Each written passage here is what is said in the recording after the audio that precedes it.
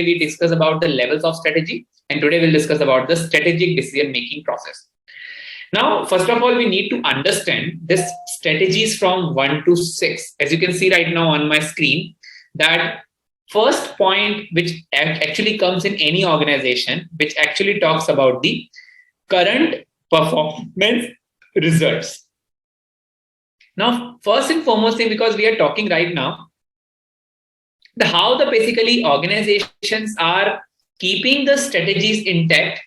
First of all, whenever they need to go and first of all, they need to audit, they need to analyze what exactly the basic purpose behind that. So very first thing which we need to evaluate, that is about the evaluate the company's current performances. Now, when I'm just talking about the evaluating the company's current performances, it means that we are actually more associated or more, we can say, inclined towards development of the organization, because company always need to keep in mind that they always have to assess the current performances of their organization. Now, current performance in terms of, like, in a simple language, in more technical language, if I'm just talking right now, we can say it would be your return on equity, return on investment, we can say, company's profitability, company's vision, company's mission. That exactly will come under, you could say, current performances. Okay, so when I'm just talking about any type of, you could say, current performances, we have to keep in mind that the current performance is basically associated with the company's real-time data, or which may be used by the company for their I'm sorry, just a minute.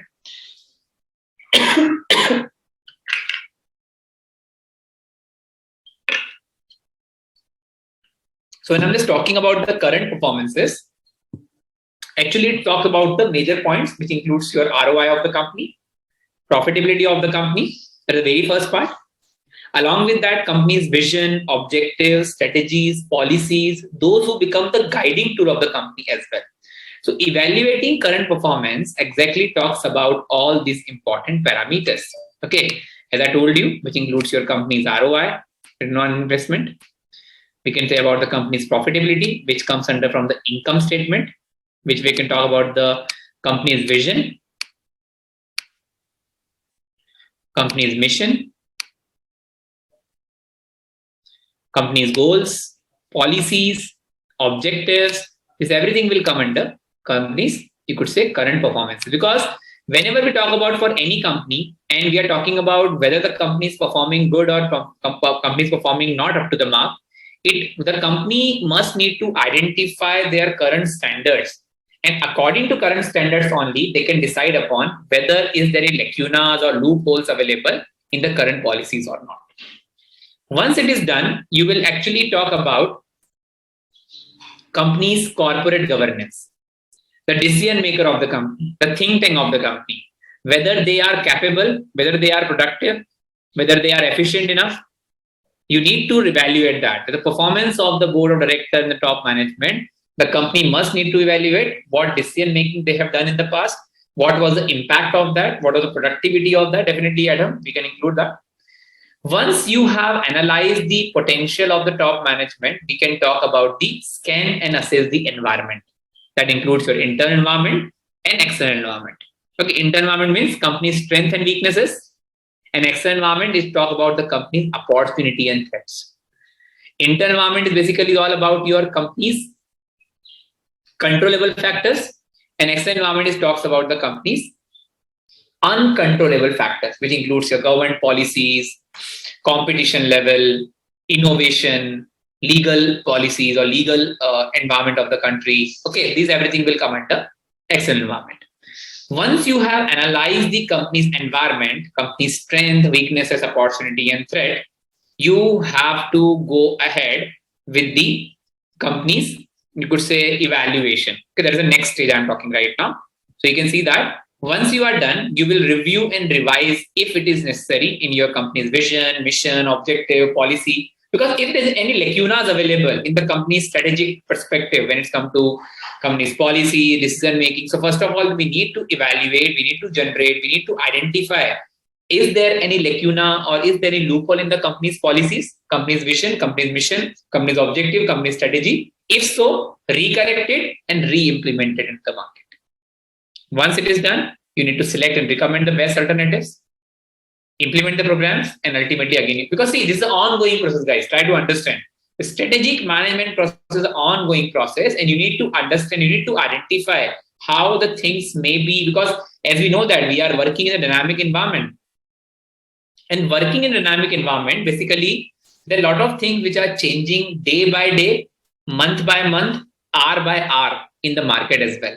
And in order you could say sustain yourself, in order you could say keep yourself competitive in the market, you have to pull up your socks always. You cannot, you could say, stand still. You cannot be not a comfort zone, we can say, but you have to keep working hard towards the innovation and impact of the company, especially I'm talking about the company's market share and market growth, that you always need to focus on.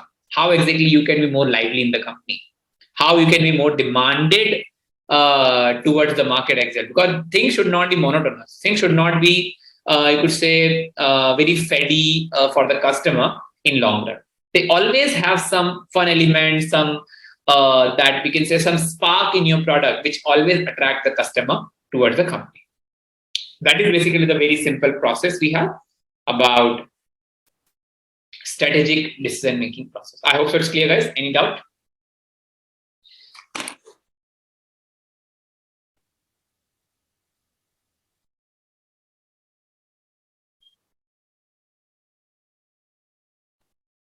See, lacunas means loopholes. Is the problems, is lacunas. Anubhav.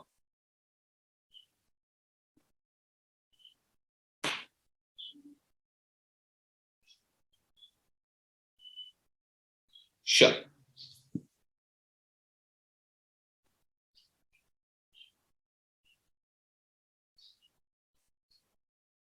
Sure. Shall we move, guys, to the next topic, if it is clear?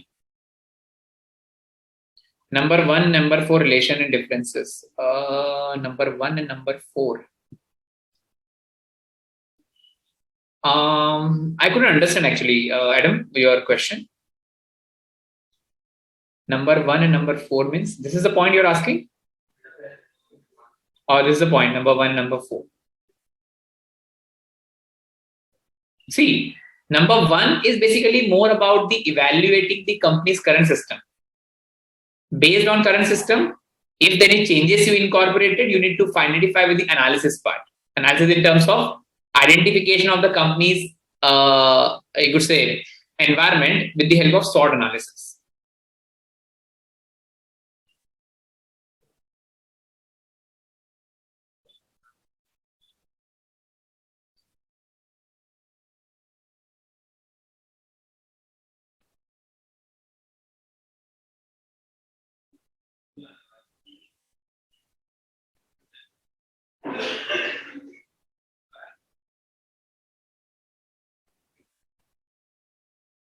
Clear, I think, Adam?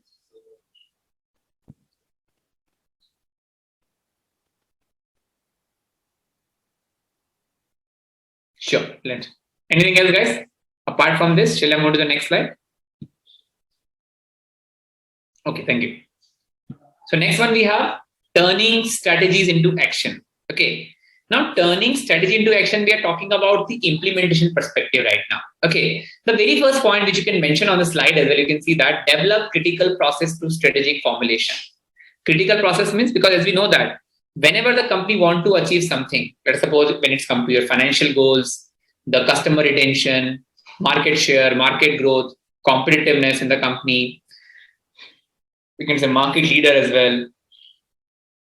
In order to achieve anything in the long run, you always need to focus on the process. Things cannot be achieved by the company in a single flash. No. In a single blink. No.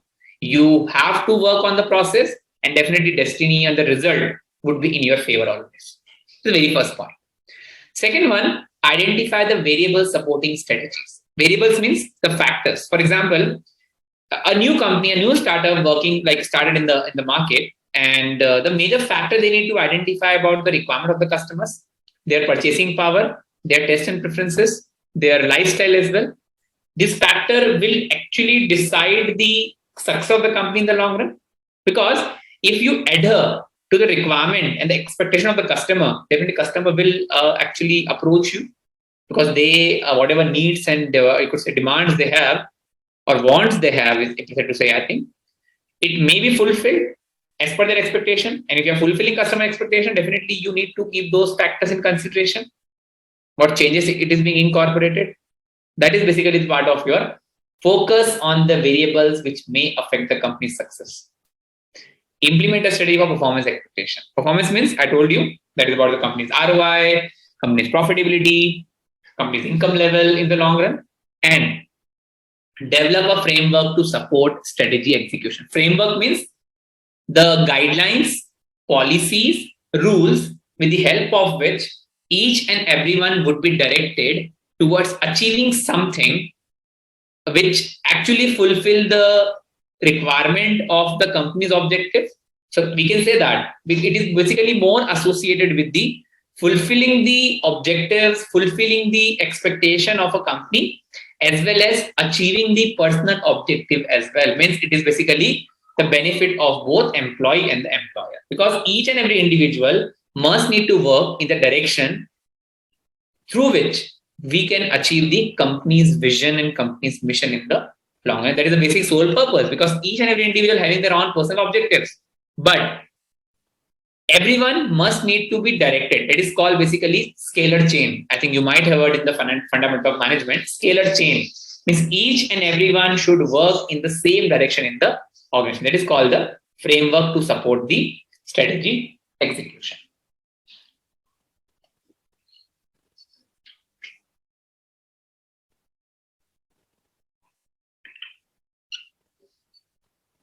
I think very simple point. Any discussion on this you want, let me know.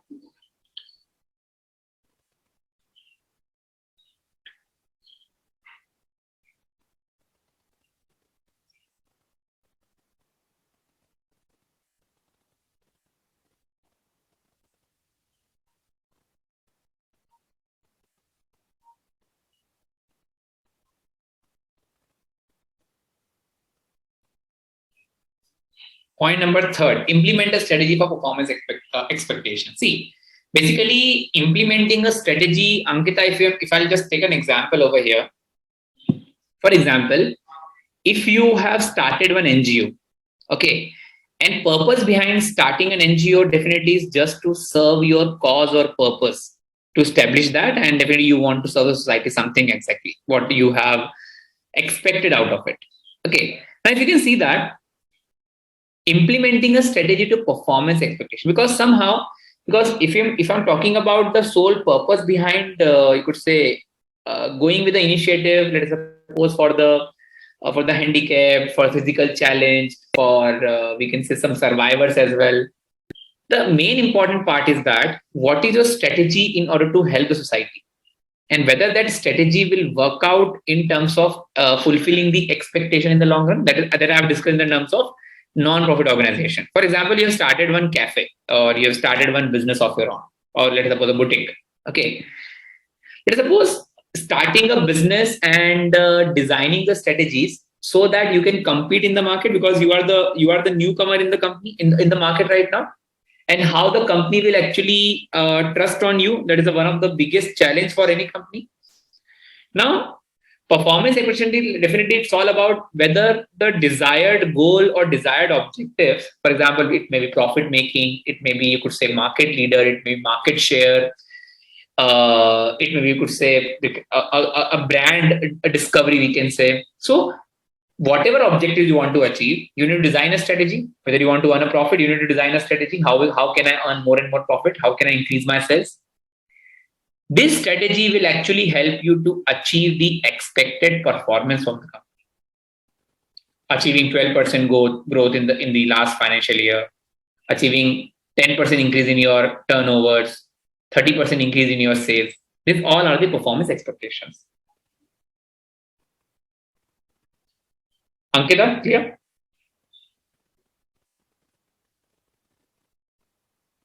Definitely. Because it's all about you have to focus on the process. It's very important because you cannot achieve anything in a moment, okay, or in a flap. Okay, fine. And I think it's a very common, I think, fact which I mentioned that approximately 5% of all the organization implement their study successfully. Only 5%. And 70% strategic initiative fail to meet their objective. And the remaining 25% have some mild success, but do not mean the full potential of the strategy devised. So I think I think a very, very basic data. It may be true, may not be true, but important perspective for any company's success or failure is all about whether you would be able to understand the purpose and the targets which you want to achieve in the long run.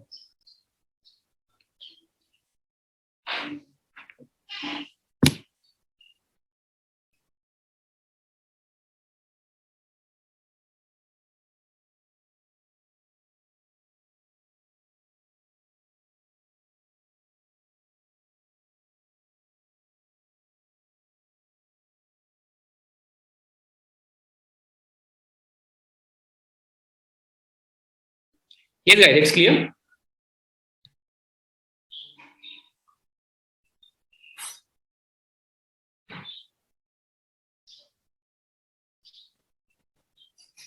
See, example could be anything, Manas. I think it is just the data I have showed you actually, because as we know that majority of the companies fails to achieve their expectation because of the not having proper planning toward the strategy execution.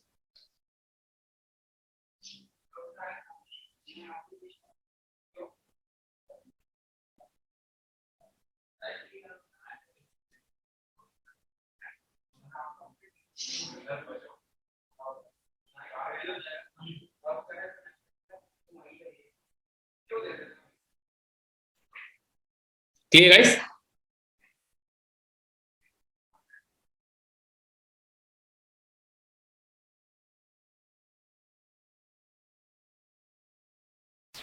Yes, guys, it's clear.